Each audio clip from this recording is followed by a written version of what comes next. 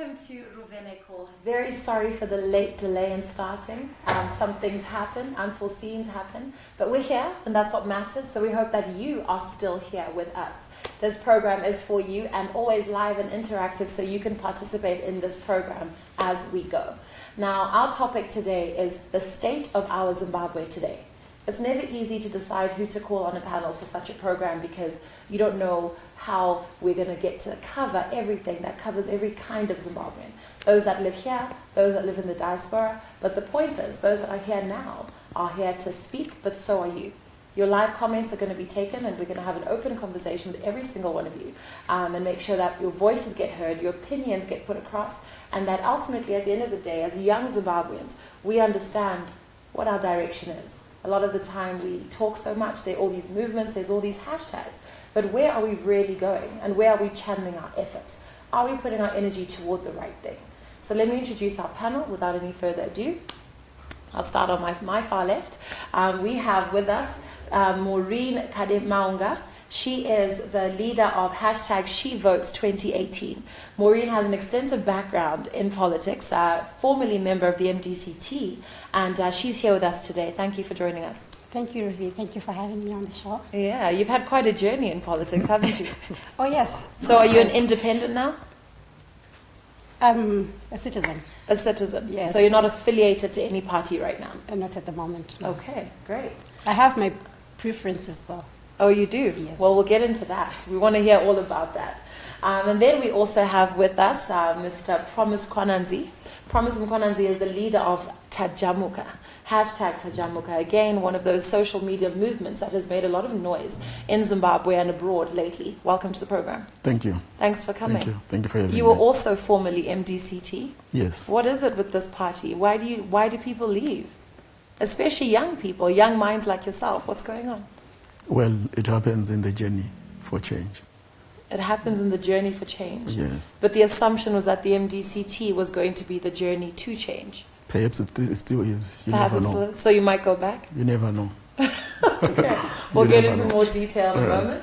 And then I'll introduce, again, also joining us today, we have Marcelina Chikasha. Marcelina Chikasha is the president of the African Democratic Party, ADP. Welcome. Thank you. Thank you for being here. Another new party, all right? And I have so many questions to you, but the first one is, why start a new party and not just join another one that's already existing? I think every human being is entitled to pursue the vision that they have for their lives. And yeah, this was one of mine. So the vision for your life was to lead a party or to start a party that had specific values and principles, which is what we did with ADP. So of all the existing parties and those that have been around for decades, none of them aligned with your vision for Zimbabwe? No, none of them did. Yeah? Yeah. Okay. Okay.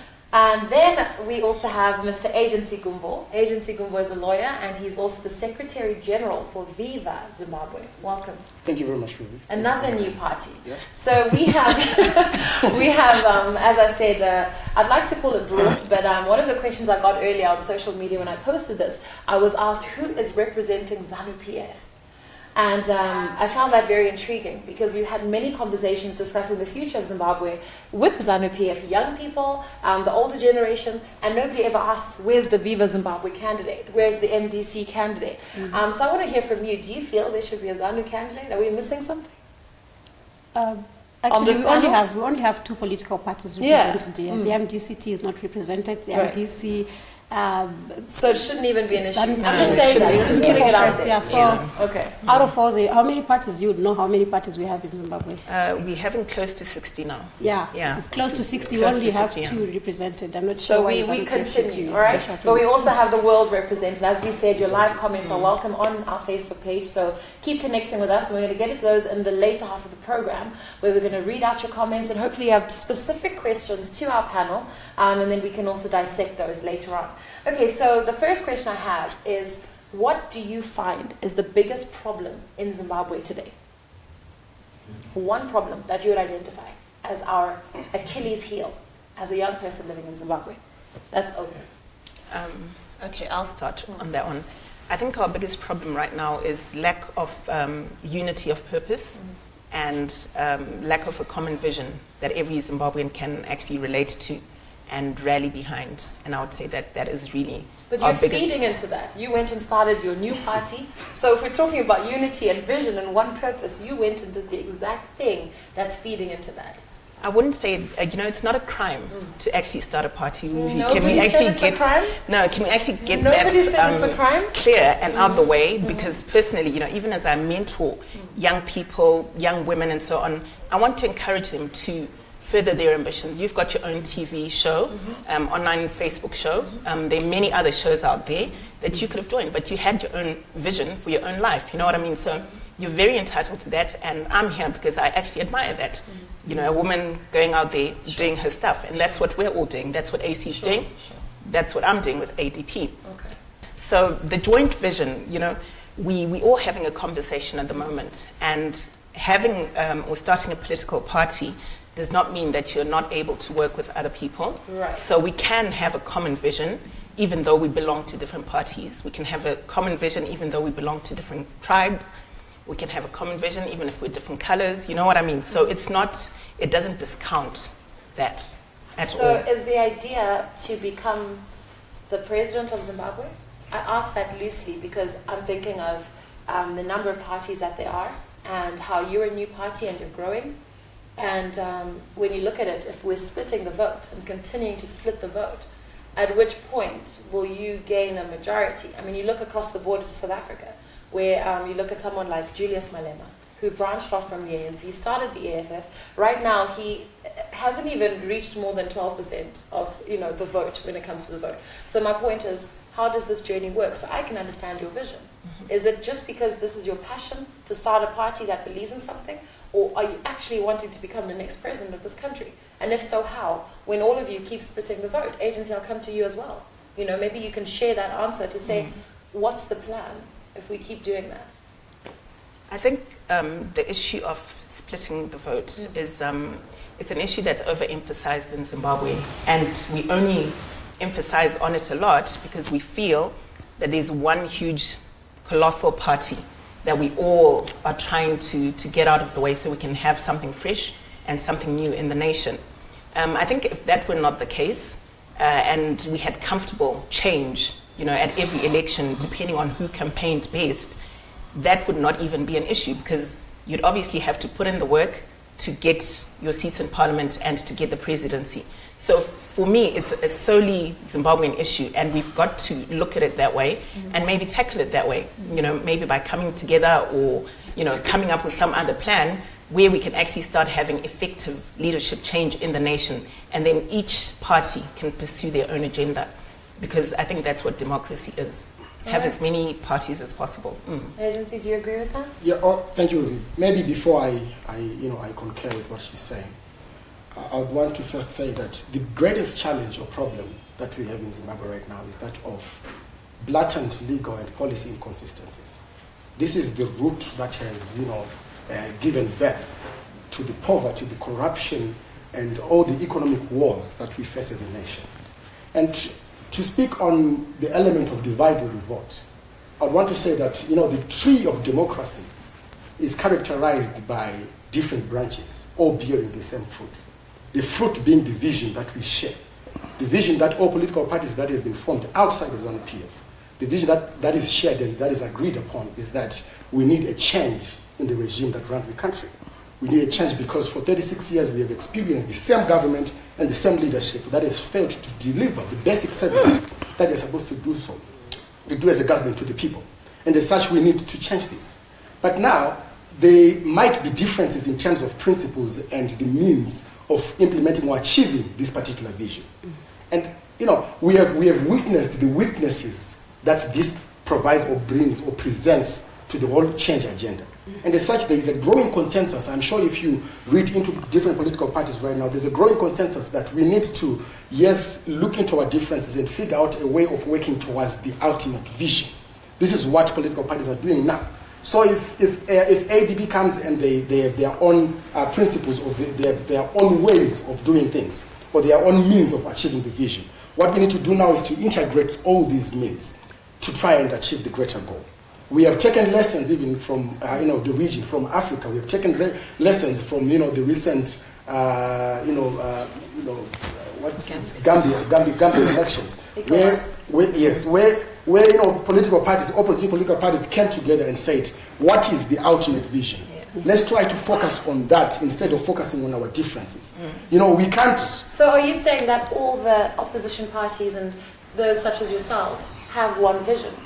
The vision is the same. The vision is if you have one vision, why not just be one? I think what agency is actually saying is that the common vision, we have a vision that's common to all of us, and then of course we've got our own visions as different political parties, which is why we're not one. But the common vision, the most glaring one, is the one to change the regime. I think that's common to all opposition parties. So he's saying we need to come together on that one vision in spite of our differences and actually push for the one thing that we all want to see. All right, let me come to the other side of the panel and ask you to respond to that school of thought around how you said ultimately the vision is regime change. Does this strategy work? Well, I wouldn't exactly say the vision is regime change. I think that the vision is to get Zimbabwe working again. And how do we get Zimbabwe working again? Part of it is a political solution. And the political solution is to dismantle the status quo. And the status quo really has been captured by one political party, ZANU-PF, which is the regime they are So it is regime change? It is, but not necessarily in the strict sense of the word regime change. It doesn't end there. It's actually okay to say regime change. I'm saying it doesn't end there. It's been meant to be a dirty word in Zimbabwe, but finish? It doesn't. No, it's not dirty. But it doesn't end on just changing the regime. We want to get Zimbabwe working again because we can change the regime and bring in another one. That won't work. So for me, I was going to come to your question because you asked it. What is the problem that we're facing in Zimbabwe today? I think that the collapse of the political system is our biggest problem. So now we can't co-create. We can't co-create, solutions to our problems and all that. So we can't. The executive, the legislature, the judiciary. There is no separation of power. The executive has captured all the other institutions. Right. There's been militarization of our institutions as well, and and then what do you call it? And they've over-invested in secret service. CIO is everywhere. People are intimidated. So even the citizens themselves, without having to go through a political party, can't take part in the co-creation of the vision of the Zimbabwe that we want. So I'm curious to know, Maureen, at some point, before we had many other opposition parties, at some point, it is no lie that the MDC was the dominant opposition party in the country. And that was the time you were part of this party. And I'm not asking you to speak on their behalf because you made it clear that you don't represent them anymore. But my question is, why did you leave? Okay, I'll come to that. But I just wanted to say that it was the dominant political party at some point, and I think it still is. We are a parliamentary democracy. So if you want to look at the strength of a party, go to parliament and see how their representation is. This is why when we did the GNU, it was anchored on what representation you had in parliament instead of what votes you got like for presidential election. Right. That's why Simbamakoni could not be part of it. So if you want to see the strength of a party at this point in time, go to parliament and look how much they are represented. And I think the MDC right now stands as the biggest opposition political party in Zimbabwe. It's undisputable. Right. Yes. So why did you leave? That's a very difficult one to answer, but I think, issues of internal, democracy, and we differed with our colleagues on one or two issues. But right now, as we speak, I think remedies are being found in terms of, wanting to work together to a coalition, and I hope that this coalition will embrace everyone. If it happens, it will embrace everyone in different spaces, those who left the MDC, those who left the MDC to form other political parties. So you want to see a coalition, and you would consider going back in that light? Not going back, but being part of the coalition in ways, Okay, so it's not about joining the MDC, it's about joining whatever coalition comes out of the unity of different parties together. Of different parties, new parties, old parties, parties that splintered from the MDC. Right. Yes. Okay. So I think that going towards the election, really, we need to work towards a coalition that can dismantle the status quo. All right. Okay, to you, Promise. You've been quite quiet, although very loud in the press lately. Can't believe, how much noise you're making. So in June 2016, you were arrested. Yes. Right? For apparent noise. All right? Then you were expelled from your party again for apparent noise. And here you are leading #Tajamuka, making noise. Yes. And then recently you've been in the papers for pushing for the impeachment of our president. Is that again making noise, or do you really think that's going to happen? It has to happen at some point, whether it's an impeachment or it's an election. There are remedies within the Constitution which allows for that. If you feel aggrieved by the president or his leadership style, you can approach the Constitutional Court. In a normal democracy, you can also carry out peaceful protests, and the police should be accompanying you whilst they are doing that, So what showing steps your did you disquiet take? about the president. You woke up one day and you said, what to yourself? I want to walk through this journey with you. Well, it has always been my dream to see change in this country. Okay. Change of leadership. You asked earlier on about what the biggest challenge we have in this country, and I believe that we have a leadership crisis, which is hinged on a legitimacy crisis, because the election of President Mugabe over the last 10 or so years has been disputed. So when your election is disputed, you have a problem of legitimacy, and that creates perpetual political tension in the country, which then prevents the country from moving forward in terms of the economy and other things, and cooperation with other countries, so to speak. So I really wish that President Mugabe can realize that he has done enough for this country, and that the best he can do now is to step down and allow and help the country manage itself, to give it another chance for the future. You sound a lot like Julius Malema. Do you admire him? I know him, yeah. Okay. No, on a serious note though, agency, you have a legal background. I'm curious to know about this impeachment process, because for me, I really want to know if this is actually something that's possible. And if he's onto something, because, you know, he's talking about the elections being disputed, you know, over the last 10 years. And of course, that's combined with opinion, and some might say some facts. But for me, if an election is disputed, we'd obviously be speaking a different language right now, you know.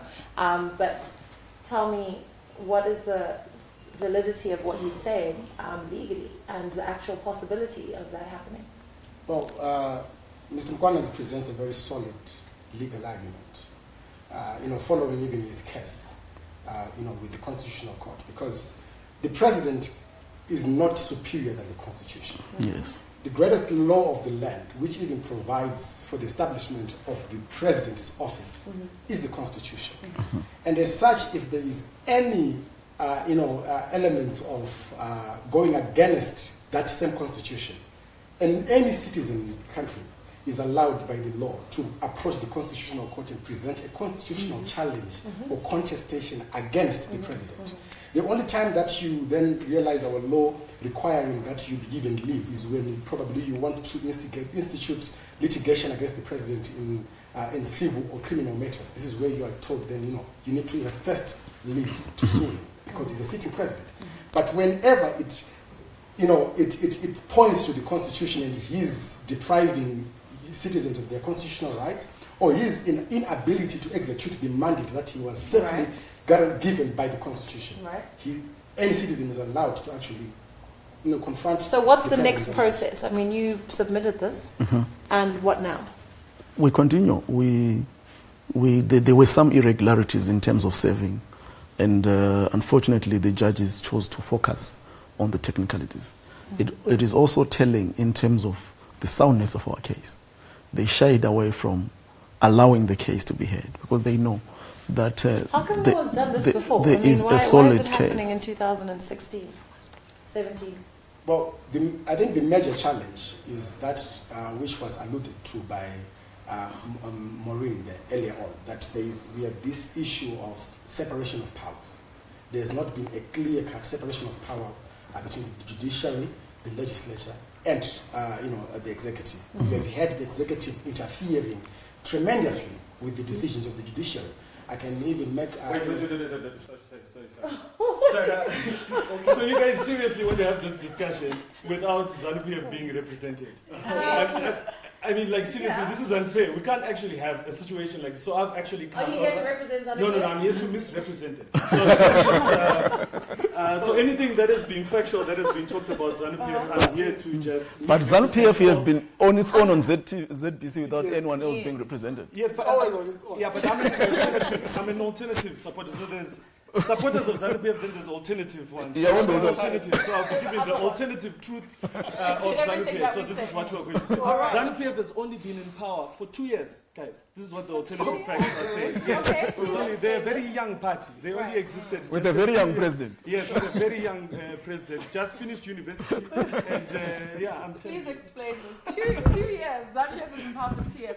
Carl Joshua Ngube, hey? The biggest comedian in Zimbabwe. Well, I've lost weight, so I'm I know, how medium-sized comedian. No, I'm a moderate-sized comedian in Zimbabwe. Because you're a large man. Now I'm just one of the... So what are you now? Yeah, I'm just like the opposition comedian. That's really, I'm just much smaller. Much smaller. Is it So because you're of the saying that- alternative economy? that- Yes, the alternative economy, that's what it is, yeah. No, you know what, Carl? I'm glad you're here. You know, it's very nice, cool, shiny anyway.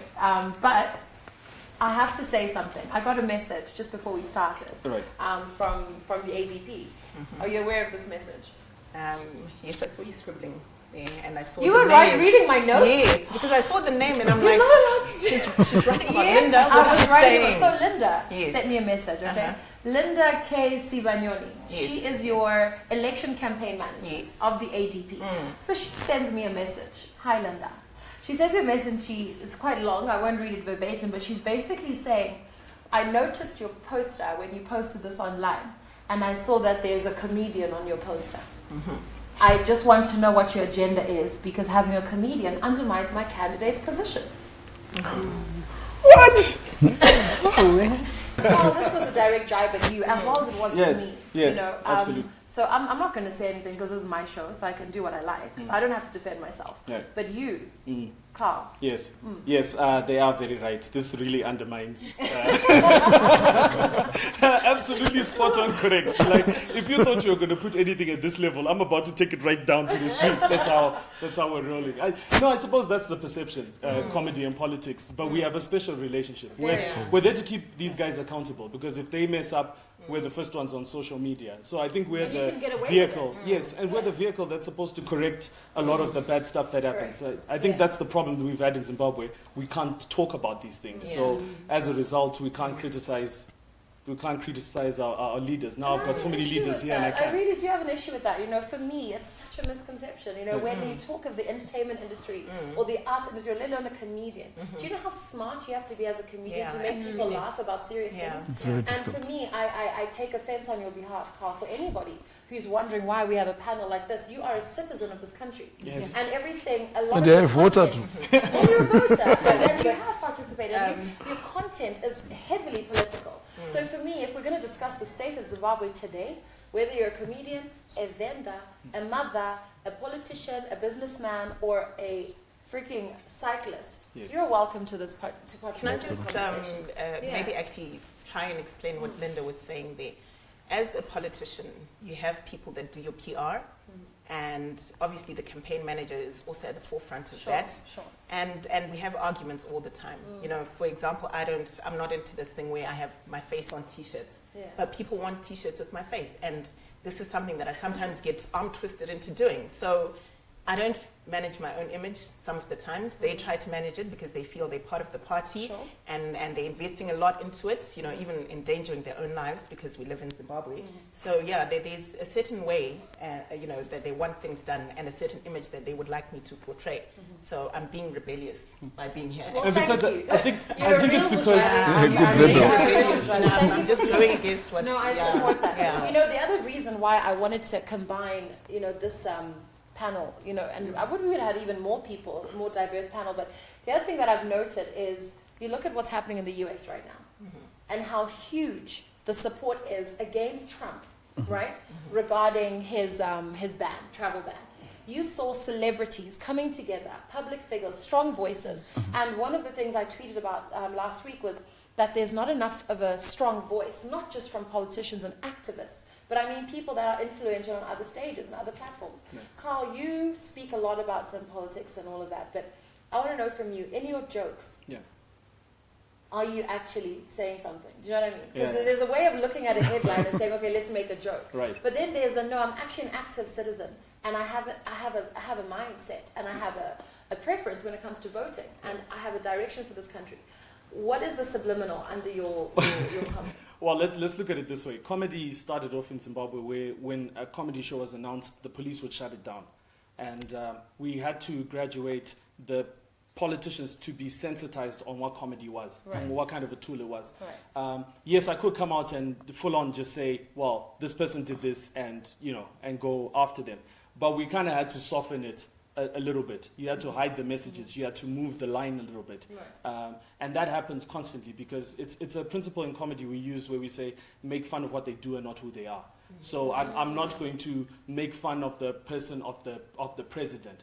But in the event that something happens on a global stage and people run away with it and start making memes about it, we fall into that space where we make fun of what's happened, not who that person is. Sure. And so we're always in that line. Sometimes I always say, like in politics, we offend everybody. We're going to offend, like right now, I'm on the path of making fun of a lot of our activists. Not that I don't respect them, but that's a way of respecting them, to actually keep them accountable. Like I'm doing this activism 101, where I've noticed a couple of people have been getting angry at the citizens for not speaking out. And I don't think it's the right of the activist to talk to the very citizen you're trying to help in that manner. So in my line, I'm trying to protect the citizen who's already been oppressed, to not be oppressed even by the people who say that they're representing them. But you also have to do that with a kind heart. So you're not saying I hate a person. The thing that I always want to make people understand is that if I'm going to make a joke about Ruvheneko, I should know her first. She must know me and understand that if she sees a joke that ends up, so I've taken pot shots at Ruvheneko when she's at my shows. Yeah, so yeah, exactly. But the thing is, we all have to understand that if I've crossed the line, she's going to tell me. I will say sorry, but the joke still remains because it's still funny. Because someone's going to get offended at the end of the day. So, yeah. Okay. So to come to the crux of our debate and discussion today is, I was asking and I was probing and maybe sounding a bit like I'm trivializing new parties or anything like that, but it was not that. It was me asking to understand, right? And why I ask this is because ultimately, what are we going to do? And what is our plan? We have so many problems. We have got so many issues. We all know what is wrong with this country. We all know what we feel is wrong with this country. But what are we actually doing in terms of active steps forward? Because, we've got people like Promise right now who are playing the role of hero to themselves and to the people who support him, saying, I'm going to do this, but what are we actually trying to achieve? Because that, for me, is the biggest concern. We've got elections in a year, right? And that's not a joke. It's really not a joke. It's nothing to take lightly. So I want to know from those of you sitting here, especially because you represent something, you've got Viva Zimbabwe, all right? We won't even start about how your president entered the scene. Okay, but we have your chairman. Okay, we have Viva Zimbabwe, and I'm trying to understand. Where are you going? What is it that we are going to do to address the problems in Zimbabwe? All right, Ruby. When we say regime change, we not only talk about a political cabal or a clique of political leadership.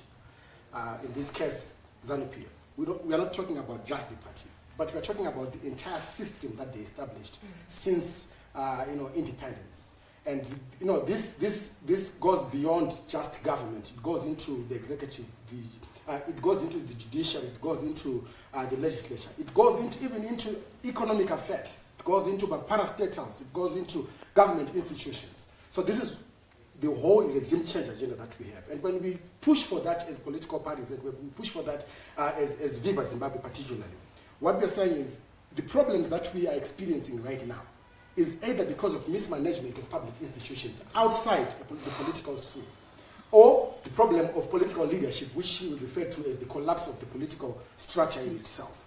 So this is what exactly we are trying to say. If we are going to have any meaningful change in Zimbabwe, if we are going to have a better life for the people and the citizens of Zimbabwe, the first step or the first stage is to exorcise the demon of mismanagement the demon of political intolerance, the demon of inconsistency that already exists in the government that is All right, I'm going to sitting stop today. you there, okay? Because you're now bordering on reiterating the problems of the country, which we always do, okay? Yes. I've spoken, I said to you before we got on air, I said, I've spoken to a lot of you even when I was on radio, okay? And we've had the same conversation. So for me, I want to know, Kuti, in your strategy, right, do you feel that those of you seated here can be the next president? And the truth is, even when you look at age, no, you cannot. Okay? So if we were to point out and say, who is your ideal presidium? Okay? Right now. Without, especially those of you that are not politically affiliated at the moment. And I'll ask you, who is your ideal presidium? If you could choose to put a president, 2 vice presidents in power today, who would it be? I cannot speak on behalf of 13 million Zimbabweans already. You can speak for yourself. I can speak for myself, Yes. but my vote is my secret. What I wanted to Which say it is. that You're allowed to not answer, but I'm also allowed to what I ask. wanted, yes. You So know. what I wanted to say is that going towards the election, we need to make sure that we push for electoral reforms, for an environment that's peaceful, and also, make sure that the vote is, safeguarded, so that everyone, when they participate, whoever has the merit and has, the popular vote will become the candidate. Even if it's the candidate that I did not vote for, I'll respect that as long as the process is clean, as long as it's been, as long as there will be, peaceful transfer of But power Ruvi, I from want to the come previous in there regime to the next one. and actually say that there is actually an ideal presidential candidate that we can have. I do have one.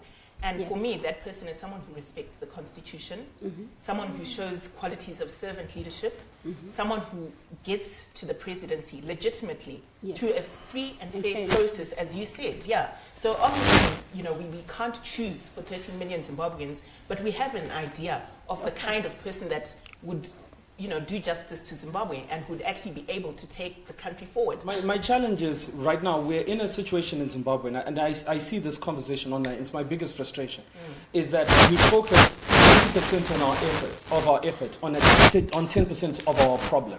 So yes, the problem is 10%, but this is what's causing a wider problem that we have in Zimbabwe. But we focus 90% of our attention on there, to such an extent that none of our organizations have shown our ability to plan, our ability to show a vision. I'd like to see what the new capital of Zimbabwe is going to be. I'd like somebody to actually show me an image and say, listen, we are thinking that Harare is probably not going to be the capital. We're going to move it to Kariba, for example. I've just come back from Kariba, and it's a ghost town. Yet we're putting lots of plaudits and stuff like that on how the tourism industry is working so well, and yet we've got a dead town like Kariba, which probably should be one of the most beautiful places in the world. And what's the failing there? It's a lack of general vision on what we want as a country. And this is not being communicated to people. We know how to play the demographics now. So now we know that certain number of people are rural. We now know that if we speak to Masalaj in this particular way, if we go on social media in this particular, but we're just we're communicating on how to get people to buy in instead of giving them an actual vision. We're not actually telling them what is the school system going to be like. Are we going to have homeschool systems? Are we going to what's this new Zimbabwe we're talking about? Because as it stands, I think that before we get and just direct this question, because we do need to, of course, we have to discuss and also wrap up. But this is a very important point that Carl has raised, especially at the beginning of the statement, where we have so many ideas, and Maureen, you also touched on it by not answering the question, which I think is part of the problem. I don't understand why a Zimbabwean can't speak confidently and say, I want the next president to be so and so. Right? As though we know your vote is your secret. You could even lie and say, I think it should be that person. But the fact that people can't speak openly, the very people, Maureen, such as yourself, who will stand by this flag, right? Who will coordinate court movements and crowds outside of a courtroom when this flag pastor is arrested, okay? Yes. The same one who's on hashtag she votes 2018. As active as you are, Maureen, as active as many of you seated here are, where is the direction? Okay, where are you taking us? Hashtag, trending, make noise. This is unfair, but okay, to Brenda Kupi. Yeah, I want to respond. Yeah. The reason why I will not say openly and in a public platform that this is my preferred candidate is because I lead a social movement that has got people from different political persuasions. Okay, that's your position. And okay. my vision for Zimbabwe really is a multi-party democracy. So I will not come here, because I know the influence that I have, I will not come here and impose a candidate on people. Okay. And then in terms of the vision of what we want, Carl, it's there. if you go to political parties towards elections, we have political manifestos where Viva will say their vision, where her party will sell their vision, the mdc-t, everyone. Last election, the mdc-t had a very powerful, strong manifesto, the juice, isn't it?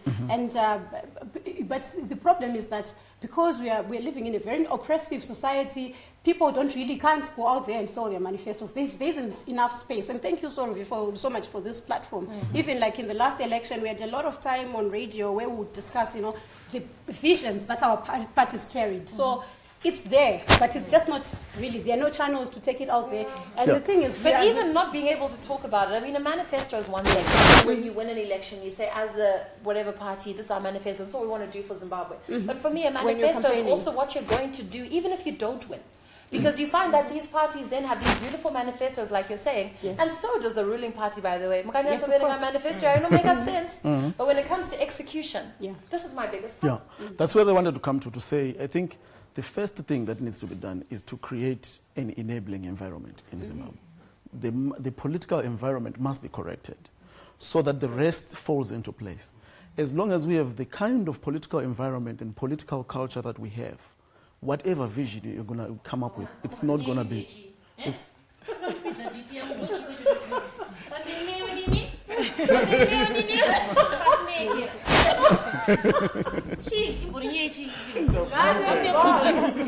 Madam Boss. Carl has just invited his friends. Okay. I'm misrepresenting. I feel like it's Madam Boss. Madam Boss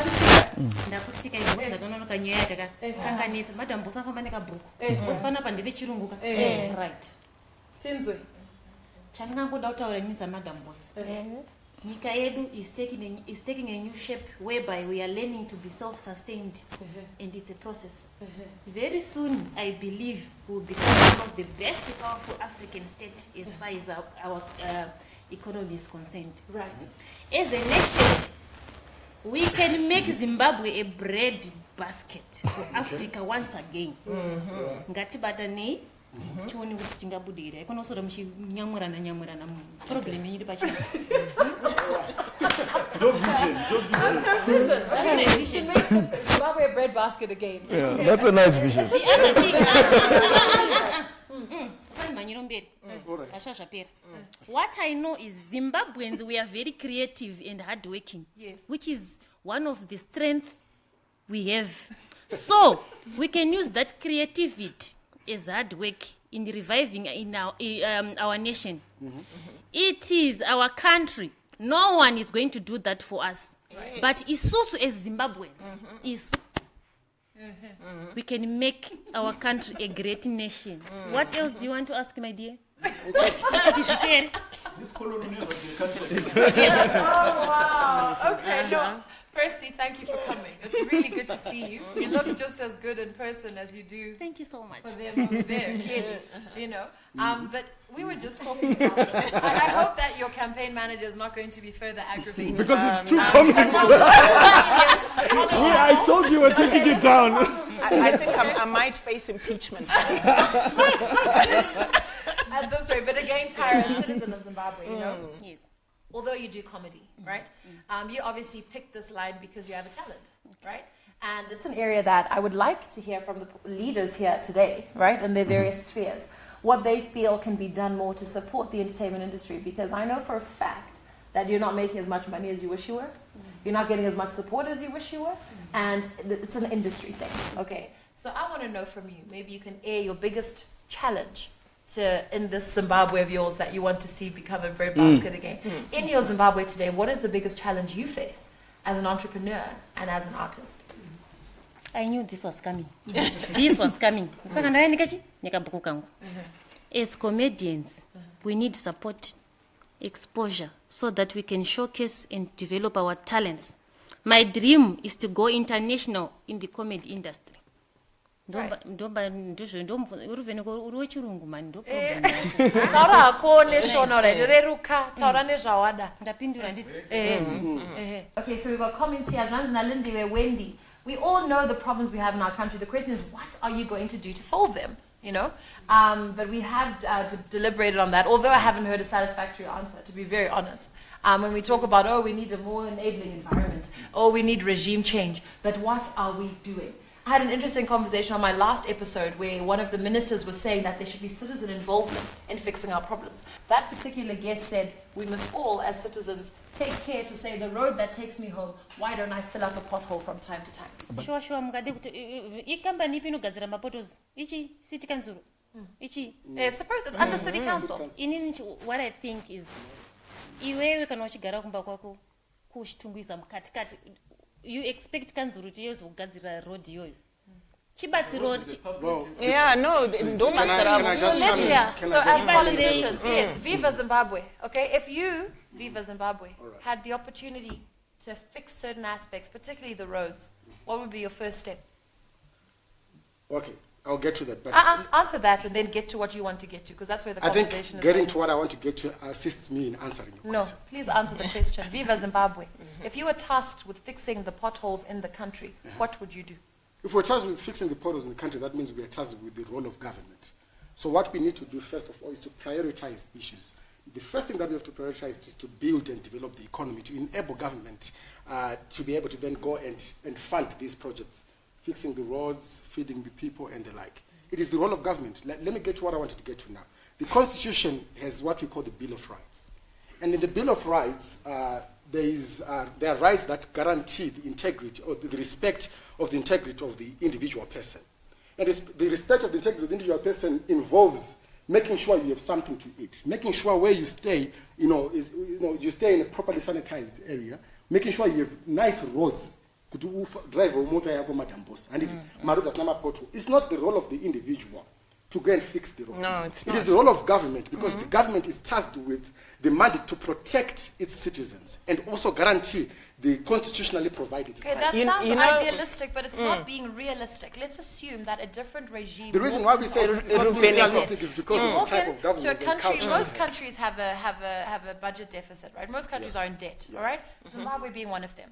I'm saying be realistic. You walk into the current situation of the same resources that the exact same regime has, and you are now tasked to make things better. Do you understand what I'm saying? I guess I so. would like to hear something that tells me that, you know what, as a party, we know that in order to create this, we're going to do that.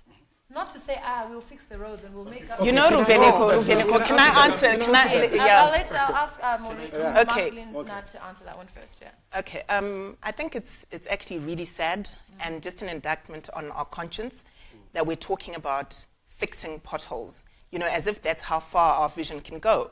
And personally, when I look at the roads in Zimbabwe, I think they're grossly inadequate. We actually need to revamp the whole roads infrastructure. And, what we need to do is just to pool the resources. We've got excellent engineers. We've got people designing roads in other countries. Let's not be limited to fixing potholes and putting bricks in potholes. Let's harness the talent that Zimbabweans are showcasing in other nations. And money follows good ideas, and money follows good governance. Money follows accountability. I'm sure there's no way. Our credit rating is really bad right now, which is why we can't even fix, a 1K stretch of road. But if we improve our credit rating, we harness the talent, we'll be able to change the face of this country within months, within a year. It's not hard work. It's not at all. I think I need to clarify something. It is actually the duty of government to create the infrastructure. It's part of creating the enabling environment that I spoke about. And this perception that people should be responsible for fixing the road, it's quite telling about the lack of awareness of our citizens in terms of their ability to hold the government accountable. Yes. Government has to do the roads, education. They have to ensure that infrastructure is in place. Right. I want to clarify. Thank you. Okay, we've got some comments here from you on Facebook. Nyasha Chianga says, to safeguard Zimbabwe against another person ruling for decades, we need our law to be progressive. No one should be allowed 2 terms. The constitution needs to be amended, right? Another comment here, excellent Dube says, regime change should start by upholding and making general human rights. And then Blessing Mwale says to all of you here that, so they all agreed that there is no one suitable to be the president. No. No, we haven't. There are many capable Zimbabweans, including myself and including this young man here. I think what's actually happening in Zimbabwe right now is a beautiful thing in the sense that we have been used to one way of thinking, and now we are faced with a plethora of options that we have available for us. And this is a unique time for us to learn a lot of things about each other. Firstly, leaders are going to emerge, political parties are going to emerge. Things are not going to be exactly the same. This is a transition period, in fact. I think everyone's running ahead of ourselves and thinking that the next leader is going to be the one best thing that's happened to Zimbabwe. It may be the worst, but the issue is we must allow ourselves the opportunity to do that. So like the fight that I was having with some activists online is that you're now acting like the war vets that are saying you went in the war, so therefore you can't speak. So, and that was the trend that was happening. And the problem isn't the one thing. So we've all been conditioned to think a particular way. And so this transition that we're doing is helping people to get accustomed to choice, which we've never had. Get accustomed to choice. And then the second thing also is that, the biggest problem in Africa is the big man mentality. That's why I did not want to answer your question as well. I don't want to talk about a person. Let's talk about building strong institutions. So that even if we're going to vote for the worst candidate we have, okay, the last one that you'd say, this one, under, when we're really desperate, he's the one or she's the one, she must be able or he must be able to perform because the institutions are strong and they're working. So our focus as a generation must be on, building strong institutions. You say we're in a transition. Let's not the transition be about, just the choices of faces. Now we have Zimbabwe, we have Morgan, Chandrai, we have everyone else. We just want to create, we must at least first start to create strong institutions. Have separation of power, demilitarize government institutions, demilitarize ZEC when we're going to the elections. Those electoral reforms that have been classical. Sorry, we're going to have to bring this in now. I have two questions in closing, and I'll allow one or two of you to answer to each one. But the first question I think would be to those that are active on new media, right? The use of these hashtags and these social movements. I'd like to know what the end goal for them is, because you'll find right now we know for a fact, what happened to Pastor Ivan when he landed last week. He's not here, and we would love to speak with him obviously when he's available, and just to find out where the vision is going, because for social media movements, are they as effective as we hope that they are? Because we know the backlash that this flag is still currently under, to say that you started something, you got people excited, motivated, and then you left. So for me, where are we going with these hashtags and these social movements is the first question. Can I answer? Before I answer the I think the where we are going, the social media is very central to our strategy. And I think it has been very effective in terms of raising the awareness of the people and creating alternative channels of information, given the rigidity of our state media. People have found... Are people still listening, though? They are not... To who? To these hashtags. Absolutely, they are listening. So social media remains very, very critical in the whole stratagem for mobilizing, for informing, for communicating with people. But this is my question, is it still working? We know for a fact, that there's some instances where there'll be lots of likes. There can be 10,000 likes on a post. That's encouraging a movement. But at the end of the day, there'll be 3 people that show up for something. Yes, but let's not measure people who show up as an indicator of anything. Yeah, exactly. It's merely an indicator of the level of fear, not the level of participation. So I think the biggest challenge is that if we measure a social media movement by how many people show up to a demo, we've gotten it wrong, because social media is going to be the biggest player in the next election. And any political party that hasn't harnessed that is going to have the biggest headache to deal with, because what's there might be some surprises for some parties that deal with the traditional way of using the public, whether it's a rally or whatever. You're insinuating that the underlying factor is that we need to be wary that these numbers don't necessarily mean what they and also the size of your rally does not equate to the votes in the ballot box. And so this is the same thing. So social media has given people a very awkward space. I'm in a space in like stand-up, for example, where I might have a video that's on there that probably hits maybe 300 views, but then still equates to 100 people coming to a show and paying $20. So is it effective or isn't it effective? The issue is that you find how many multipliers you have outside of the social media space is exponential, because people download videos, send them via WhatsApp in an area that's not regulated, not measured. So people don't know that when a video goes online, classic example would be Stana or Linda. So we across the country, everybody was talking about this particular phenomenon that had happened. Mostly ignorant information. People hadn't even watched the video, but information had gone across. Now I want you to look at that in the political space and understand that what happens now, especially like what happened with, I think it's Zim people first, or Zim people fired, whichever. but